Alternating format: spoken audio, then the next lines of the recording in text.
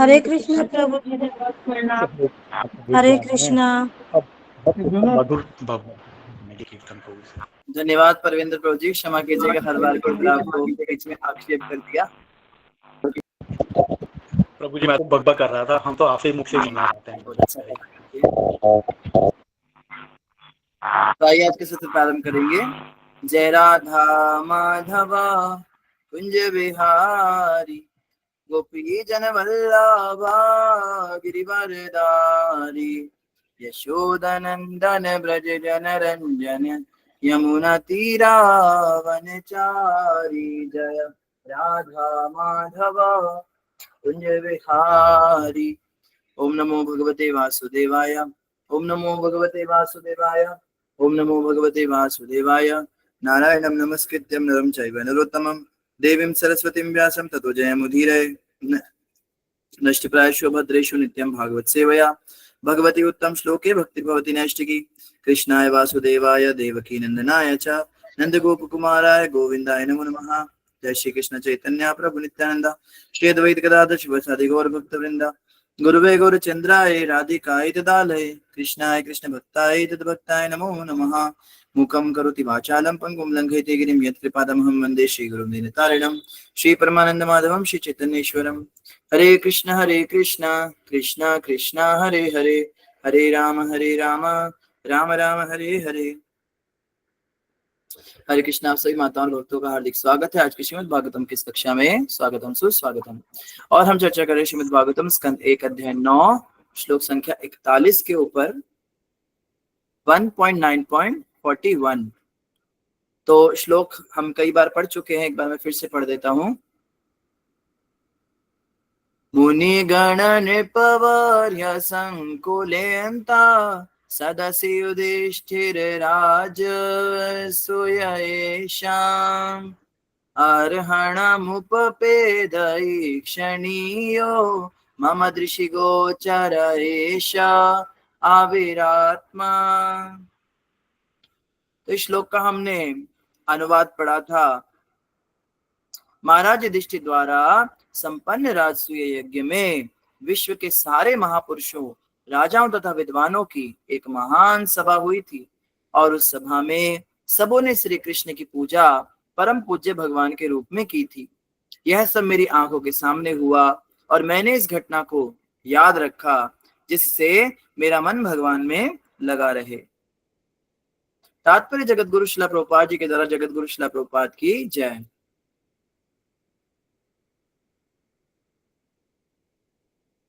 आप में से कोई भक्त तात्पर्य पढ़ना चाहेंगे तो हैंड रेज कर सकते हैं।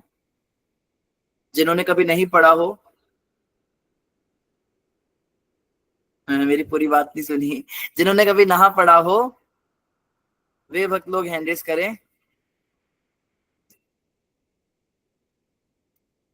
ठीक है, हम प्रयास करेंगे, नए भक्तों को मौका देंगे। जो ग्रुप में नए भक्त आ रहे हैं सबको नए भक्तों को भी मौका मिले। पुराने भक्त तो पढ़ते ही हैं जी। जय श्री माता जी पढ़ेंगे। बाकी भक्त भी हैंड रेज रखें, कोई हैंड डाउन ना करे। हरे कृष्णा प्रभु जी, दंडवत प्रणाम।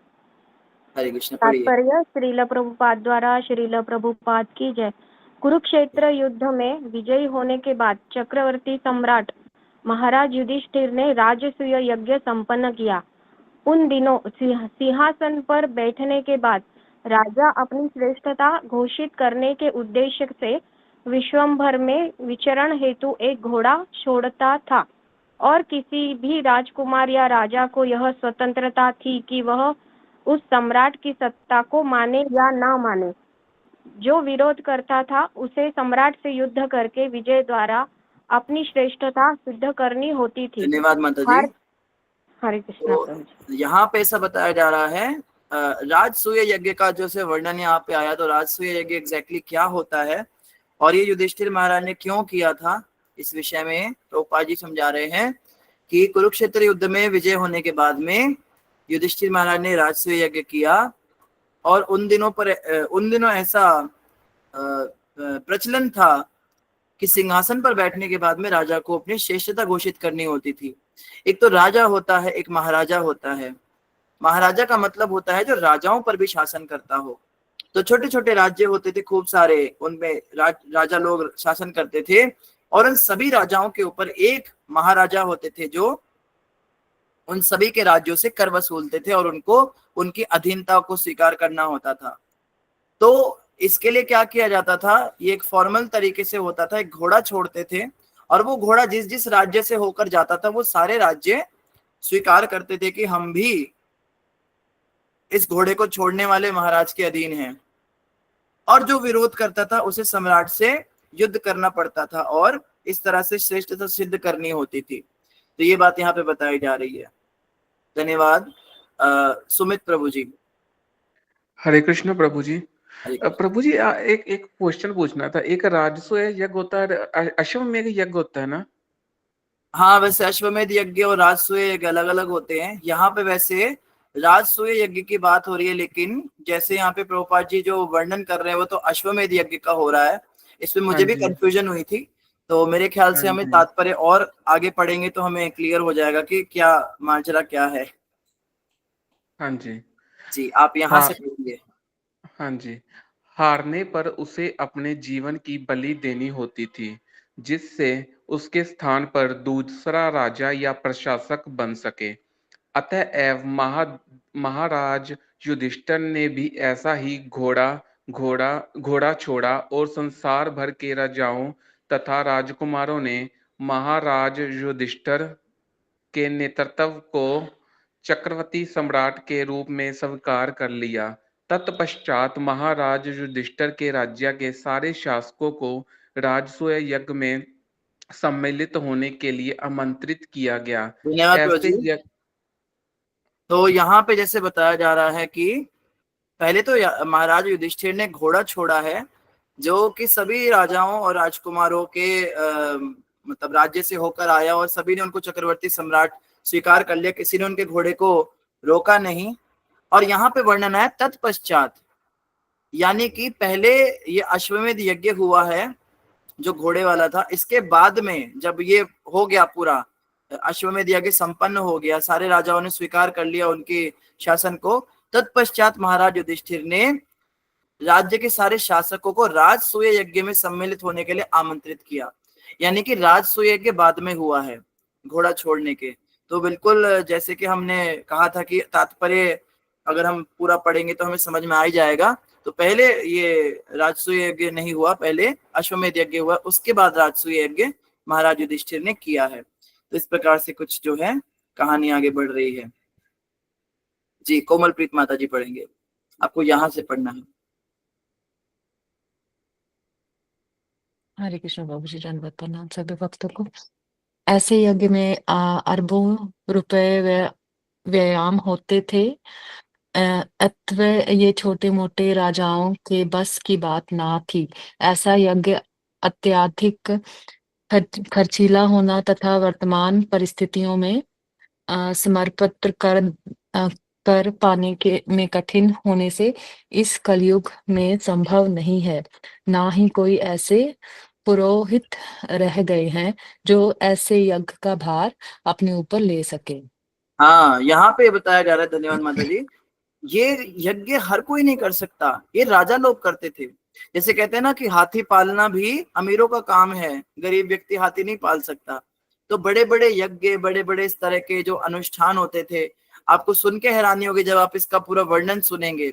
सोने की प्लेट के अंदर पुरोहितों को भोजन परोसा जाता था, और वो सोने की प्लेट क्या होती थी, वो एक दिन परोसी जाती थी, अगले दिन फिर चेंज होती थी, और वो दोबारा कभी यूज नहीं होंगी। जैसे पत्तलें होती है ना, पत्ते वाली, हम पत्तल में खाते और पत्तल फेंक देते, दोबारा यूज नहीं करते। ऐसा वहां का नियम था कि वो सोने की थालियां एक बार चढ़ गई भोग में तो फिर उनको सबको दान कर देते थे किसी को, फिर उसके बाद नहीं आती थी, इतना ज्यादा खर्चीला था। तो इस तरह से ये हमारे बस की तो है ही नहीं। और यहाँ पे बता रहे हैं इसके अलावा ऐसे पुरोहित भी नहीं रह गए जो यज्ञ का भार अपने ऊपर ले सके। पुरोहित जो होते थे बहुत नियमों का पालन करते थे, जैसे अन्न नहीं लेना है जब तक यज्ञ चल रहा है, तब तक विशेष, जैसे हमने पीछे देखा था जब राम मंदिर का उद्घाटन चल रहा था अयोध्या में, तो मोदी जी को बोला गया था कि वो उद्घाटन कराएंगे, तो उस समय पे वो खाली नारियल पानी पी के रह रहे थे, फर्श पे सोते थे, बिना सिले वस्त्र पहनते थे, तो इन नियमों का, इन सारे इन कठिन तपस्याओं का आचरण और पालन करना पड़ता था। और वो तो यजमान थे, ये तो यजमान के लिए नियम है। पुरोहित के नियम तो और भी ज्यादा कठिन होते हैं। यजमान उसे कहते हैं जो यज्ञ करवा रहा है, जैसे राजा युधिष्ठिर, और पुरोहित उसे कहते हैं जो यज्ञ करते हैं, जो पुजारी होते, ब्राह्मण होते हैं। तो ऐसे पुरोहित भी नहीं रह गए जो इतने नियमों का पालन कर सके, अग्नि जो है मंत्रों से प्रकट कर सके। तो इस कारण से प्रभुपाद जी बता रहे हैं आज के जमाने में इस प्रकार के यज्ञ करना संभव ही नहीं है, बहुत ही मुश्किल है। जी सुचेता माता जी।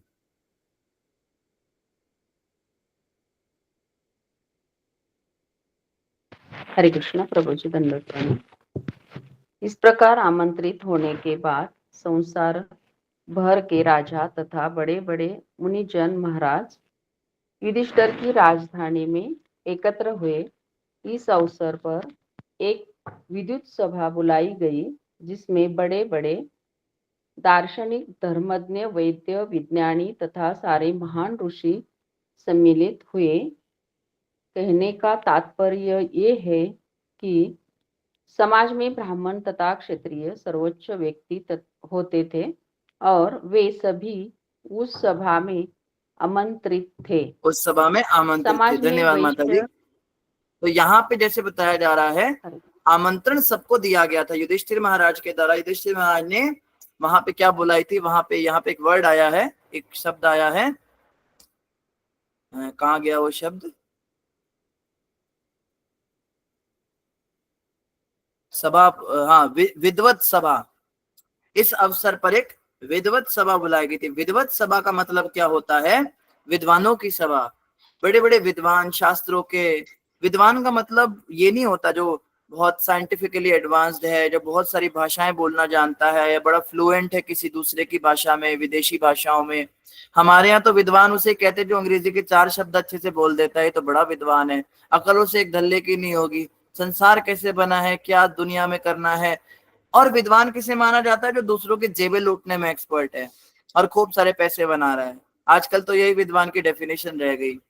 कोई बैंकिंग में होता है, कहते हैं तो बहुत अच्छी पॉलिसीज का काम करते हैं, बहुत बैंक का काम करते हैं, ये बड़े अच्छे दलाल हैं, ये लोगों की जेबें काटते हैं बहुत बढ़िया से। हाँ, ये बहुत अच्छी टीचर है, इसकी सैलरी इतनी है। अच्छी टीचर का मतलब होता है जिसकी सैलरी ज्यादा है। अच्छी टीचर का मतलब ये नहीं होता जो बहुत अच्छा पढ़ाती है। अच्छी टीचर उसे कहते हैं जो अच्छी सैलरी। अच्छा डॉक्टर वो है जो बड़े हॉस्पिटल में काम करता है, जो बढ़िया से इलाज करता है, उसे अच्छा डॉक्टर नहीं कहते। आजकल अच्छाई और बुराई की डेफिनेशन ले देकर सिर्फ पैसों पर रह गई। ये व्यक्ति बहुत सक्सेसफुल है। सक्सेसफुल कैसे? इसके पास बहुत पैसे आ गए इसके। तो आज भी मैं एक माता से बात कर रहा था, भक्तों में भी ये भावना है। कहती है उनकी तो शादी बहुत अच्छी माता जी से हो गई, वो माता जी तो गवर्नमेंट जॉब करती हैं, बहुत अच्छी माता है वो। तो गवर्नमेंट जॉब करने की वजह से अच्छी हो गई वो, चाहे माला वो एक भी ना करती हो, सारे दिन पति की पिटाई करती हो, हाँ, कभी भी किसी की बात ना सुनती हो, हमेशा उंगलियों पे, इशारों पे नचाती हो सबको, पर वो बहुत अच्छी है। तो अच्छी का मतलब हम लोग क्या सोचते हैं? पैसे वाली है, हाँ, बहुत ज्यादा कोई खूब जिसने कमा लिए, नोट कमा लिए, बढ़िया सैलरी जिसकी है, वो व्यक्ति अच्छा है। ऐसे व्यक्ति को विद्वान मानते हैं। और इनको क्षमा कीजिएगा बोलना पड़ेगा, मंदिरों में भी इनको सम्मान ज्यादा मिलता है। मंदिरों में, गुरुद्वारों में, जहां पर भी आते हैं MP MLA वगैरह पावर वाले, इनके चारों तरफ पुजारी लोग भी झुकते हैं। मंदिर के जो पाठी होते हैं वो भी इनको प्रणाम करते हैं। आइए, इनको मालाएं पड़ती है, इनको सिरों पे पड़ते हैं, सिर्फ इसलिए कि इनके पास पैसे हैं। तो ये विद्वान थोड़ना है। विद्वान तो वो है जो भगवान की भक्ति कर रहा है, जो व्यक्ति भगवान से जुड़ा हुआ है, जिसके तार भगवान से जुड़े, जो संत बन गया। तो यहाँ पर जो शब्द आया, इस अवसर पर विद्वत सभा बुलाई गई, तो युधिष्ठिर महाराज ने यहाँ पे कोई बहुत इन्फ्लुएंशियल लोग नहीं बुलाए थे, जिसमें बड़े बड़े दार्शनिक। देखो, पहली चीज प्रभुपाद जी ने बताया, दार्शनिक। दार्शनिक का मतलब फिलोसफर, जिनको दुनिया को जीने का एक तरीका आता है। दुनिया में लोगों के दुखों के अंत करने के लिए किसके पास अपनी फिलॉसफी है? धर्मज्ञ। धर्मज्ञ उसे कहते हैं जिसने सनातन धर्म की डीप स्टडी करी है, जिसने धर्म को जाना है, धर्म के नियमों को जानते हैं और उनका पालन भी करते हैं। वैद्य। वैद्य का अर्थ होता है डॉक्टर्स, जिनके पास लोगों की आयु बढ़ाने की जानकारी है। विज्ञानी, ये भौतिक विज्ञानियों की बात नहीं हो रही। विज्ञानी का मतलब होता है जो आचरण करते हैं ज्ञान का। ज्ञानम देह सविज्ञानम, applied knowledge is called science. जो ज्ञान का आचरण करते हैं उन्हें विज्ञानी कहते हैं। तथा सारे महान ऋषि सम्मिलित हुए। ऋषि आया शब्द, ऋषि जो होते हैं वो तपस्या में लीन होते हैं, वो आत्मचिंतन में रहते हैं, वो भगवान की उपासना करते हैं, उन्हें ऋषि कहते हैं। तो ये सब उस विद्वत सभा में आए। यहाँ पे कोई डॉक्टर स्टीफेंसन नहीं आए, यहाँ पे कोई डॉक्टर मैकॉले नहीं आए, यहाँ कोई प्रोफेसर एल्बर्ट आइंस्टाइन नहीं आए, यहाँ पर इन सबको नहीं बुलाया गया। जो जैसे चार्ल्स डार्विन थे, इस तरह के लोगों को नहीं बुलाया गया जो नास्तिक होते हैं। कहने का तात्पर्य यह है कि समाज में ब्राह्मण तथा क्षत्रिय सर्वोच्च व्यक्ति होते थे। उस जमाने के जो, हाँ बिल्कुल सही बात कही, जिन्हें तारे नक्षत्र को जानते थे उन्हें भी विज्ञानी कहते हैं। बिल्कुल सही कहा समझ प्रभु। तो यहाँ पे ऐसा बताया जा रहा है कि उस जमाने के जो ब्राह्मण होते थे और जो क्षत्रिय होते थे वे सर्वोच्च व्यक्ति माने जाते थे, क्योंकि क्षत्रिय सबका पालन करते थे और ब्राह्मण सबको सही राह दिखाते थे। अब ब्राह्मण खुद ही भटक गए, दूसरों को क्या राह दिखाएंगे, और क्षत्रिय है खुद ही घबरा जाते हैं, दूसरों की क्या रक्षा करेंगे। तो अब के समाज में तो बहुत अंतर पड़ गया, लेकिन उस समय पे ब्राह्मण और क्षत्रिय सर्वोच्च थे और उन्हें भी सभा में आमंत्रित किया गया था। ठीक है, आगे पढ़ेंगे। आंचल माता जी पढ़ेंगे। हरे कृष्णा प्रभु जी। हरे कृष्ण, यहाँ से पढ़िए। समाज में वैश्य करेंगे आप प्रभु जी। समाज में वैश्य तथा शूद्र का साथ कम महत्वपूर्ण होता है, अतः एवं यहाँ उनका उल्लेख नहीं किया गया है। आधुनिक युग में सामाजिक कार्यकलापों में परिवर्तन होने से वृद्धिपक बड़ों के रूप में मनुष्यों की महत्ता भी बदल गई है। इस बहुत बहुत तरह धन्यवाद। तो यहाँ पे बताया जा रहा है, जैसे अभी बात हुई ब्राह्मणों और क्षत्रियों की, कि क्षत्रिय और ब्राह्मण सर्वोच्च माने जाते थे। आगे यहाँ पे बात आई वैश्य तथा शूद्र का स्थान कम महत्वपूर्ण होता था। शब्द आया है कम महत्वपूर्ण, अर्थात महत्वपूर्ण वो भी थे, कोई ये ना सोचे कि उनकी आवश्यकता नहीं थी या उनको ऐसे ही माना जाता था, लेकिन कम महत्वपूर्ण। इसका मतलब ये हुआ कि अगर हमारे पास कहते हैं ना प्रायोरिटी लिस्ट हो, तो प्रायोरिटी में सबसे ऊंचा नाम ब्राह्मणों का आता था, क्योंकि बिना ब्राह्मण के समाज नास्तिक हो जाएगा, जो कि हो भी रहा है, और सभी पाप आचरण करेंगे। ब्राह्मणों का होना सबसे जरूरी है। उसके बाद क्षत्रिय, क्योंकि क्षत्रिय धर्म नष्ट होने से क्या होगा, करप्शन हो जाएगा और समाज के ऊपर, प्रजा के ऊपर अत्याचार होंगे, जो कि हो रहे हैं।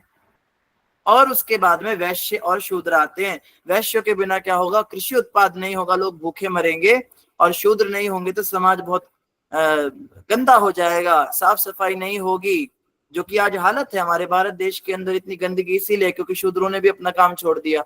यही बचे हुए थे, इन्होंने भी अपना काम छोड़ दिया, वैश्यों ने भी अपना काम छोड़ दिया, ब्राह्मणों ने भी और क्षत्रियों ने भी, सबने अपने अपने काम छोड़ दिए।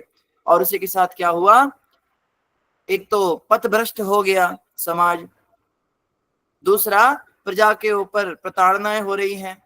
इस समय डेमोक्रेसी के नाम पे, प्रजातंत्र के नाम पे सरकारें लूट रही हैं आम आदमी को।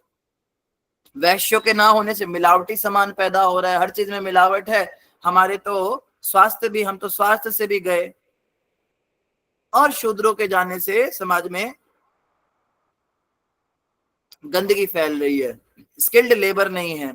पहले स्किल्ड लेबर होती थी, वो इतना सुंदर छोटी छोटी चीजें होती थी। कुम्हार मिट्टी के मटके इतने सुंदर बनाते थे, नाई होते थे जो बहुत अच्छे से अपना कार्य करते थे। तो छोटी छोटी पोल्ट्री होती थी, या कोई जुलाहे होते थे जो अपने हाथों से कपड़े बनाते थे, इतने सुंदर, इतने नक्काशीदार छोटी छोटी चीजें सजावट की। आज से 50-100 साल पहले भी हमारे घरों की सजावट बड़ी अच्छी होती थी, जिन्हें हम हैंडलूम्स कहते हैं। आजकल इन सब का काम मशीनें ले गई। जब भारत में मशीनों का आविष्कार हुआ तो सबकी नौकरियां चली गई, लेकिन मशीनें कभी मनुष्य को रिप्लेस नहीं कर पाई।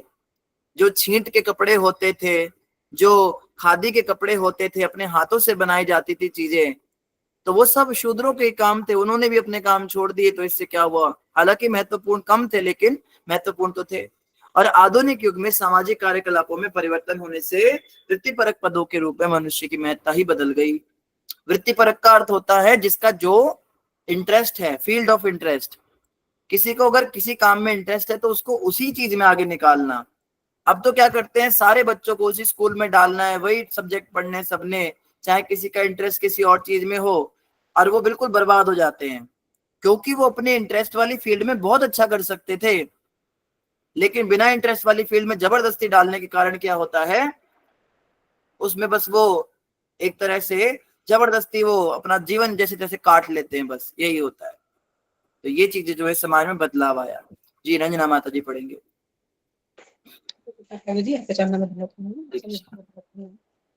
इस तरह उस महासभा में भगवान श्री कृष्ण सबकी आंखों के तारे बने हुए थे। प्रत्येक व्यक्ति भगवान कृष्ण को देखना चाह रहा था और प्रत्येक व्यक्ति उनको विनम्रता के साथ प्रणाम करना चाहता था। विष्णुदेव को यह सब कुछ स्मरण था, अतः उन्हें प्रसन्नता थी कि उनके आराध्य पूर्ण पुरुषोत्तम भगवान उनकी आंखों के सामने अपने वास्तविक स्वरूप में उपस्थित थे। अतः परमेश्वर का ध्यान करना उनके कार्यकलापों, रूप, लीलाओं, नाम तथा यश का ध्यान करना है।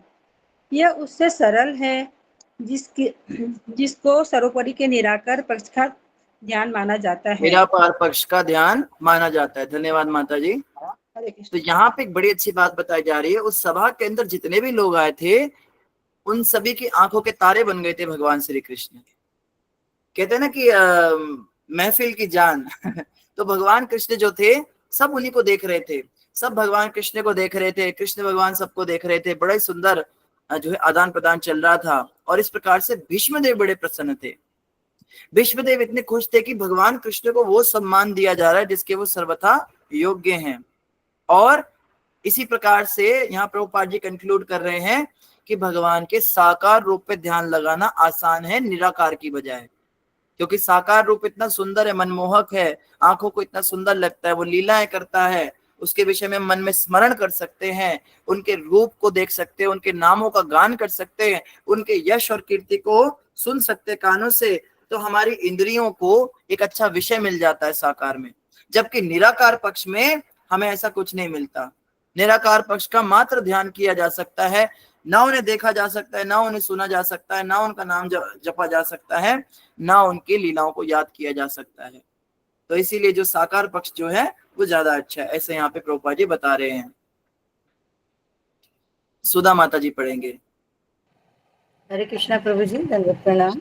यहाँ से सही भक्तों को दंडवत प्रणाम। वास्तव में श्रीमद् भगवत गीता 12.5 में यह स्पष्ट कथन है कि श्री भगवान के निराकार पक्ष का ध्यान करना अत्यंत कठिन है। ये वास्तव में कोई ध्यान नहीं है, यह तो समय का अपव्यय मात्र है, क्योंकि इससे शायद ही कभी वांछित फल प्राप्त होता है। किंतु भक्तगण भगवान के वास्तविक स्वरूप तथा उनकी लीलाओं का ध्यान करते हैं, इसलिए श्री भगवान भक्तों के लिए सहज सुलभ है। इसका उल्लेख भी श्रीमद् भगवत गीता 12.9 में हुआ है। श्री भगवान अपनी दिव्य लीलाओं से अभिन्न है। इस श्लोक में इसका भी संकेत हुआ है कि जब भगवान श्री कृष्ण मानव समाज के समक्ष विशेष रूप से कुरुक्षेत्र के युद्ध में साक्षात उपस्थित थे, तो वे उस समय के महानतम पुरुष माने गए, भले ही तब उन्हें पूर्ण पुरुषोत्तम भगवान न स्वीकार किया गया हो। बहुत बढ़िया, धन्यवाद माता जी। तो यहाँ पे बताया जा रहा है कि निराकार पक्ष के विषय में भगवान ने भी गीता में यही बोला है। देखो, एक बात हमें समझनी है, भगवान साकार भी हैं, भगवान निराकार भी हैं, लेकिन भगवान कहते हैं निराकार वाला जो मेरा रूप है उसमें मुझे पूजना मुश्किल है, कठिन है। साकार वाले में मैं आसानी से पूजा जा सकता हूँ, तुम साकार रूप में मेरी उपासना आराम से कर सकते हो। ये बात जो है भक्ति के द्वारा संभव है। ये भगवान ने उसी अध्याय के 9वें श्लोक में भी बोला। तो हमें साकार रूप से अधिक आसक्त होना चाहिए निराकार के बजाय। ये भगवान का स्वयं का भी निष्कर्ष है। और आगे कह रहे हैं कि भगवान अपने दिव्य कार्यकलापों से अभिन्न है। भगवान इस श्लोक में क्या कह रहे हैं कि जब वो मानव समाज में प्रकट होते हैं, खास करके कुरुक्षेत्र के युद्ध स्थल में, तो भी कई लोग उन्हें महान पुरुष ही मानते, उनको भगवान नहीं मानते।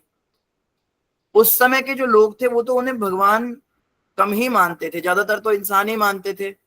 भीष्मदेव जैसे जो महाज्ञानी भक्त हैं वो तो उन्हें हमेशा ही भगवान मानते थे, लेकिन जैसे ब्रजवासी हैं या फिर और भी भगवान के जो सहयोगी गण हैं या भगवान के जो विपरीत पक्ष के राजा हैं, वो सब तो उन्हें एक महान पुरुष ही मानते थे।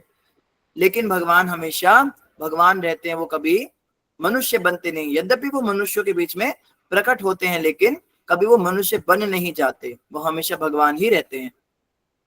जी, आंचल माता जी पढ़ेंगे। हरे कृष्णा प्रभु जी। भले ही यहाँ से प्रभु जी, भले ही, हाँ जी जी, भले ही तब उन्हें पूर्ण पुरुषोत्तम भगवान न स्वीकार किया गया हो, यह प्रचार की कोई महापुरुष मृत्यु के बाद ईश्वर की भांति पूजा जाता है, पराक्रम है, क्योंकि मृत्यु के बाद कोई भी मनुष्य को ईश्वर नहीं बनाया जा सकता। ईश्वर नहीं बनाया जा सकता। धन्यवाद माता जी। यहाँ पे बताया जा रहा है कि भले ही उन्हें भगवान स्वीकार ना भी किया गया हो, और इस तरह के कई लोग प्रचार करते हैं कि कोई महापुरुष मरने के बाद पूजा जा रहा है, ईश्वर बना दिया गया।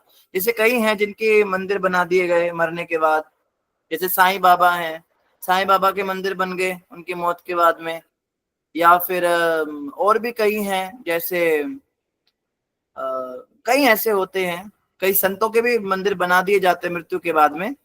लेकिन भगवान हमेशा भगवान रहते हैं। ऐसा नहीं होता कि कोई महान व्यक्ति मर जाए, जैसे जितनी मजारे होती हैं, जितने मुसलमानों के वो होते हैं, ये क्या कहते हैं उनको, जिसपे लोग जाते मुरादे पूरी करने के लिए, मस्जिद, पीर मस्जिद बाबा, नहीं पीर होती, साहब, पीर, हाँ दरगाह, दरगाह। हाँ, ये जो दरगाह होती हैं, ये जो पीर होते हैं, ये दरगाहें क्या है, ये मरने के बाद उन लोगों की पूजा की जा रही है, उनको ईश्वर बना दिया गया है।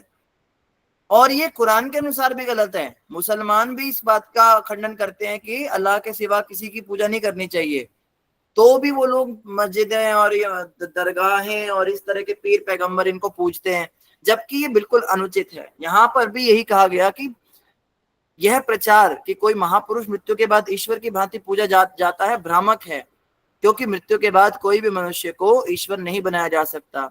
चाहे जीसस क्राइस्ट है, कई लोग जीसस क्राइस्ट को भगवान बना के पूज रहे हैं, कई मदर मैरी को पूजते हैं, कई जो है और भी तरह तरह के उन्होंने भगवान बना रखे हैं।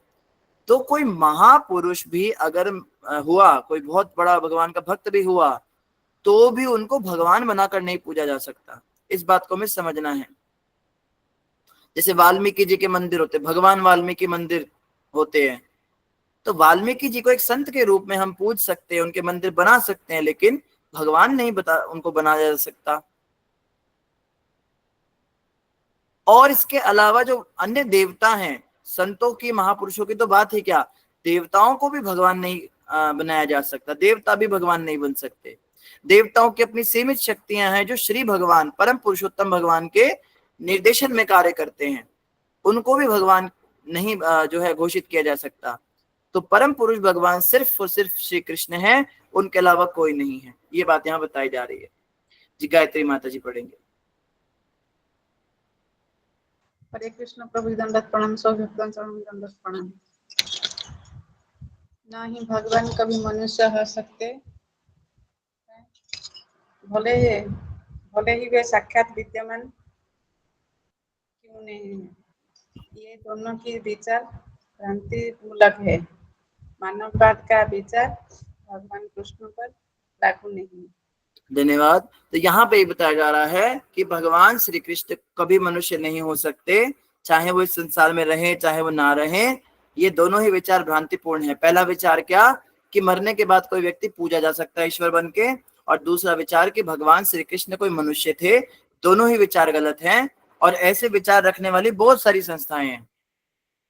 कितनी सारी संस्थाएं हैं जो श्री कृष्ण को भगवान ही नहीं मानते। जैसे एक ब्रह्म कुमारीज हैं। ब्रह्म कुमारीज कहते हैं कि श्री कृष्ण एक महामानव थे। तो कोई कहे भाई गीता में उन्होंने विश्वरूप दिखाया, कहते विश्वरूप श्री कृष्ण ने नहीं दिखाया। कृष्ण के अंदर शिव बाबा का प्रवेश हुआ, श्री कृष्ण में चौंकी आ गई शिव बाबा की। कुछ समय के लिए वो शिव बाबा उनके अंदर घुस गए थे और उन्होंने गीता का उपदेश दे दिया। एक्चुअली में ओरिजिनल कृष्ण तो मनुष्य हैं, उनके अंदर तो गीता का ज्ञान था ही नहीं। एक संत रामपाल के शिष्य हैं, वो प्रचारित करते हैं कि श्री कृष्ण ने गीता का ज्ञान नहीं दिया, गीता ज्ञान दाता महाकाल हैं, और महाकाल कृष्ण के अंदर घुस गए। तो प्रथम द्वितीय तीसरे अध्याय में जहां पे भगवान कृष्ण अर्जुन को कह रहे हैं, वो दलील देते हैं।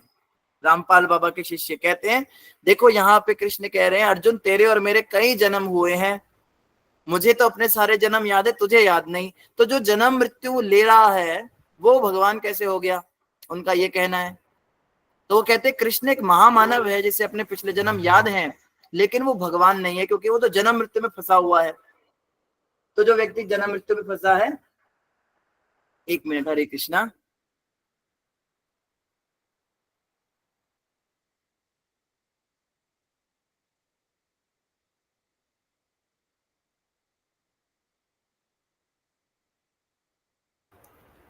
हरे कृष्णा। तो इस तरह से वो कहते हैं कि भगवान जो हैं श्री कृष्ण नहीं है, वो महाकाल हैं, वो उनके अंदर घुस गए थे। क्योंकि गीता के तीसरे अध्याय से महाकाल घुसे।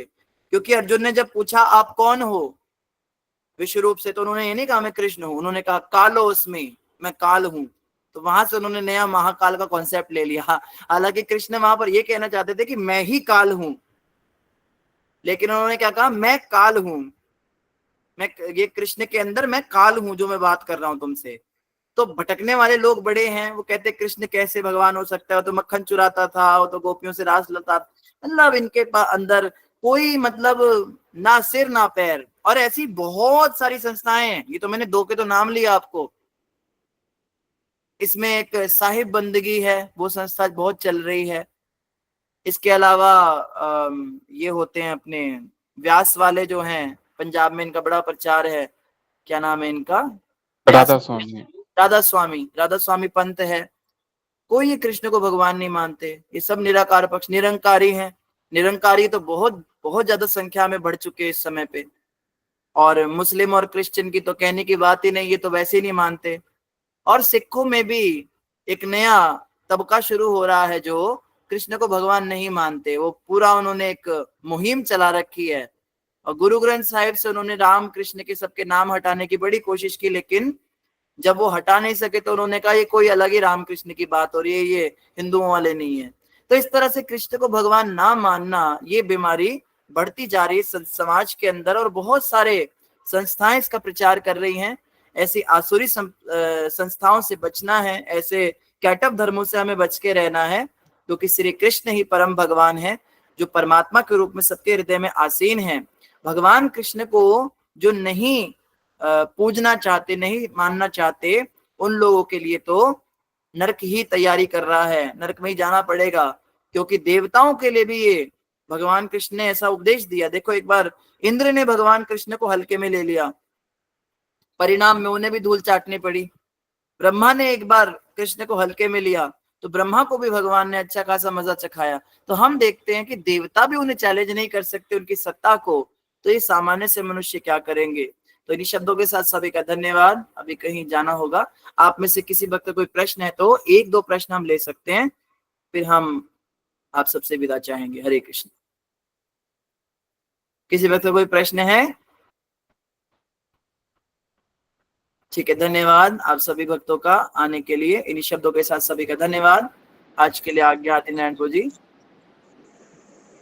बहुत बहुत धन्यवाद प्रभु जी, आपने समय निकाला अपने बिजी शेड्यूल से, बहुत आभारी हैं आपके। हम आपके आभारी हैं, आपने सेवा का दर्शन मौका देते दिया। रहिएगा। कृष्ण। प्रभु जी। ग्रंथराज श्रीमद् भागवत महापुराण की जय। जगत गुरु श्रील प्रभुपाद की जय। गौर भक्तबिंद की जय। वांछा कल्पतरुभ्यश्च कृपा सिंधुभ्यश्च पतितानां पावनेभ्यो वैष्णवेभ्यो नमो नमः। अनंत कोटि वैष्णव की जय। हरे कृष्ण। हरे कृष्णा प्रभु हरे जी, दंडवत प्रणाम, देवकी धन्यवाद प्रणाम, प्रणाम हरे सभी बंधुओं को प्रणाम